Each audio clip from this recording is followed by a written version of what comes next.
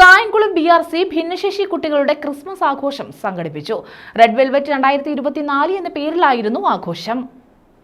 Red velvet എന്ന പേരിലാണ് കായംകുളം BRCയുടെ നേതൃത്വത്തിൽ ഭിന്നശേഷി വിദ്യാർത്ഥികളുടെ ക്രിസ്മസ് ആഘോഷം സംഘടിപ്പിച്ചത്. നഗരസഭാ വിദ്യാഭ്യാസ standing committee chairperson Shamila Animon ഉദ്ഘാടനം ചെയ്തു.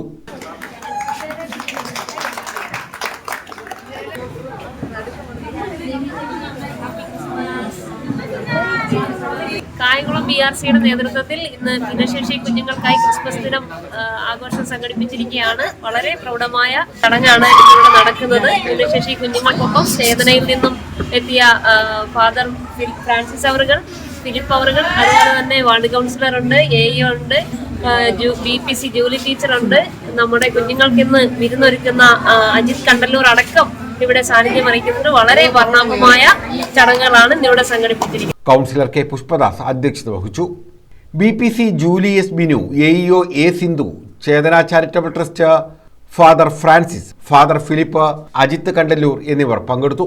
ചേതനയിലെ അംഗങ്ങൾ ഗാനം അവതരിപ്പിച്ചു. കുട്ടികളുടെയും അധ്യാപകരുടെയും രക്ഷിതാക്കളുടെയും വിവിധ കലാപരിപാടികളും അരങ്ങേറി. News bureau, Kayamkulam.